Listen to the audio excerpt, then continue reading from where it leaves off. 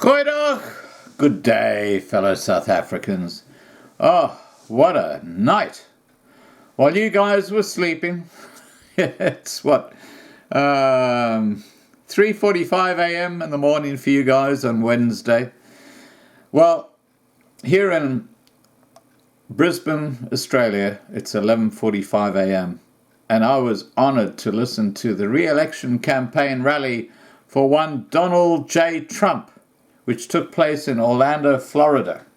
And I'm sure if you YouTube search that, you will find the whole speech. What an amazing speech. 100,000 people tried to get tickets to attend that rally. And if you do happen to go there and have a look, the place is completely sold out. You're talking about a man of the times, and he is someone who is in our camp. And, we need to start really reaching out and getting his attention. Now, the reason I'm talking about this is because South Africa is completely off the rails.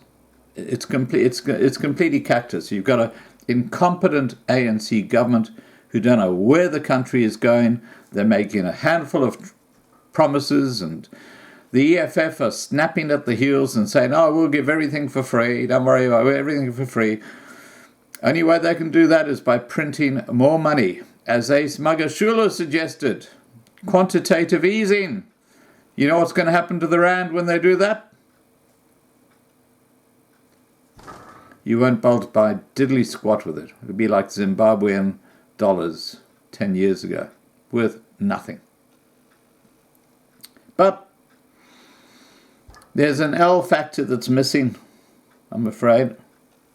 You guys know what I'm talking about. And, my good mate Philippe, who's one of my inner circle, he actually sent me a very, very interesting link, which basically sums up the missing logic. When you're talking about building a country and you do this sort of shit, the two don't compute. Let me tell you more. Colonel W.S. Welcome Shongo, with the KwaZulu-Natal Directorate for Priority Crime Investigation, who has been implicated in the Zondo Commission testimony for allegedly tipping off criminals about the Directorate's investigations, has been appointed, get this, he's been appointed acting provincial commander of the Serious Organised Crime Unit in the province. He has also been a foot soldier for the disgraceful former acting head of the NPA, Nomgogo Jiba, in trawling for dirt on former NPA head Mzolisi Nkosana. So nothing changes. The country is just going into a big, big hole because everything is corrupt. Let me tell you the whole story. The appointment of Colonel W.S. Welcome Shongo to the key position of acting provincial commander of the Serious Organised Crime Unit in KwaZulu-Natal flies in the face of President Cyril Ramaphosa's commitment to cleaning up criminal elements working within the law enforcement cluster and who had enabled state capture. We have in our possession a communication from Shongo dated the 14th of June 2019 to DCPI unit commanders in Durban to attend a meeting on serious and violent crime and scheduled for 10 a.m. on the 18th of June 2019 on the 5th floor of the DPCI offices. We can confirm that the meeting took place and that Shongo was present. Now, remember, that was just yesterday. This happened yesterday. Shongo signed off the notice from the Office of the Acting Provincial Commissioner of the DPCI's KwaZulu-Natal Serious Organised Crime Unit as Acting Provincial Commander. We can confirm that we mailed a question to DPCI spokesperson Brigadier Hangwani Muladzi, asking why Mlongo had been appointed to the position in the light of the serious allegations against the top cop and which had been set out at the Zondo Commission. Hawks Head Lieutenant General Godfrey Labeya said he has also been alerted to Mlongo's role in alleged criminality and the flouting of the country's laws. The paper gave the DPCI until noon on the 18th of June, that was Tuesday, to respond, to which Muladzi responded, "Which appointment are you referring to? Please check with your sources that they do not feed you the wrong information." This despite our query detailing exactly which appointment was being referred to.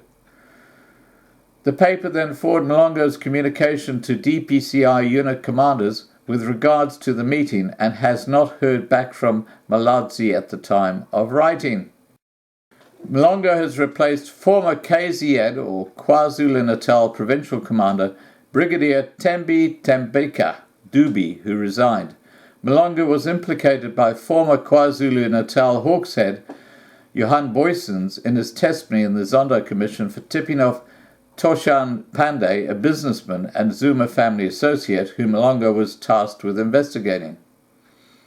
Pandey faces several criminal probes relating to his misappropriation of around 60 million rands worth of contracts between the South African Police Service and his company Gold Coast Trading during the 2010 FIFA World Cup. Pandey, who had later attempted to bribe Boyson in a police sting, had drastically inflated the costs of mattresses, blankets and accommodation procured by the South African Police Services, Boyson told the Zondo Commission.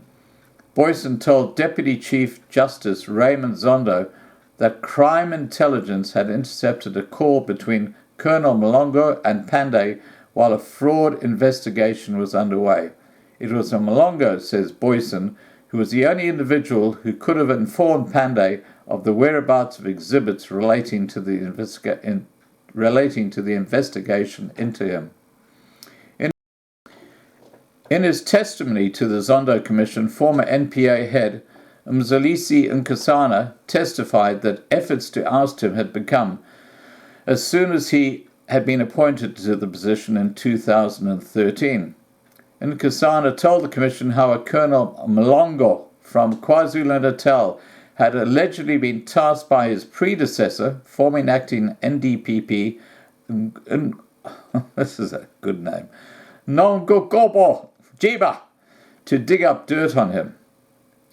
He had been alerted to Jiba's operations when Terence Joubert, then an MPA risk specialist, had provided Nkosana with an unsolicited affidavit and a recording of Joubert's conversation with Mlongo in which the plot to oust the new NPA head was discussed. Boyson, in his testimony, had noted that Mlongo had been linked to Jiba and added that it was common cause that Mlongo had a close relationship with the later Director of Public Prosecutions, or DPP, of the National Prosecuting Authority in KwaZulu-Natal, Mojiponi Noko. Noko has subsequently been transferred to head up the DPCI in the Northwest.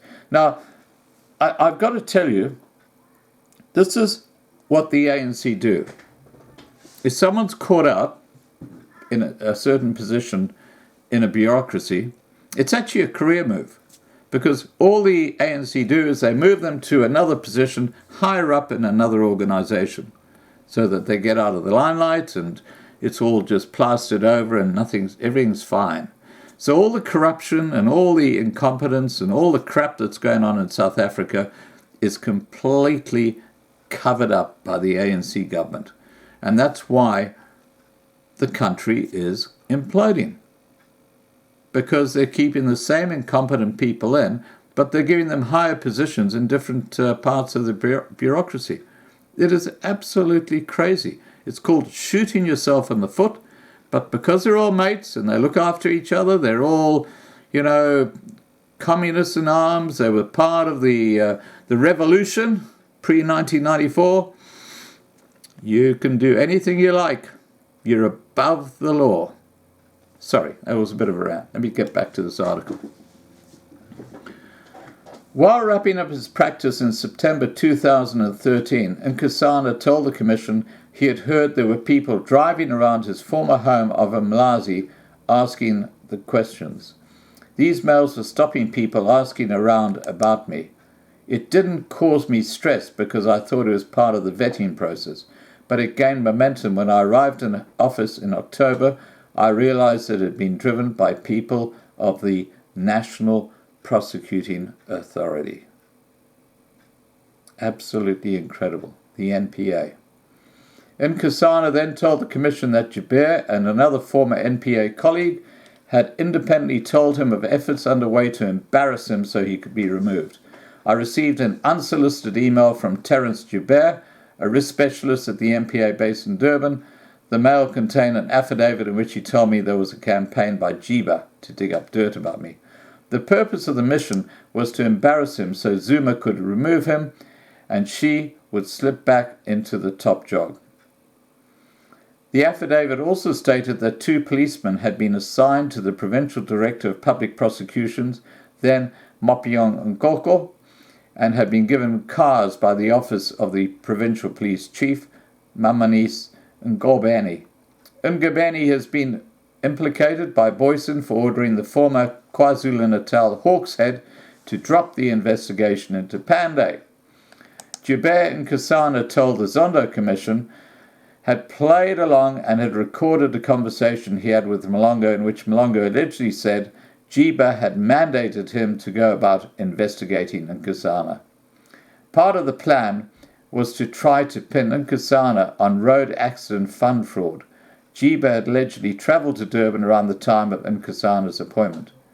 In terms of protocol, Joubert was responsible for security arrangements. He had to fetch her from Kinshasa Airport, but after making arrangements, he received a call from Jiba's secretary advising that he was not needed. Instead, Colonel Malongo would fetch her.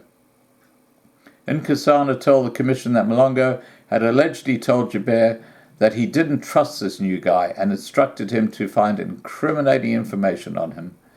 Asked for comment on the matter, Boyson told the paper it was laughable that Malongo had been appointed acting provincial commander. What are the bona fides for Malongo's appointment? Boyson asked. There you go. This is the corrupt ANC hierarchy. Looking after themselves, corruption rules. It's like a mafia state, starting right at the top under Cyril Ramaphosa, or Hippo Eyes. All right, guys, please remember to subscribe to You Kept Informed. Ring the bell for updates, and don't forget tomorrow night, 8 p.m. It's tonight. Tonight, 8 p.m. That's Wednesday, the 19th of June. Our first Real People skit starts with Karine, and we'll be talking about her life and where she has moved and why she has moved and left South Africa.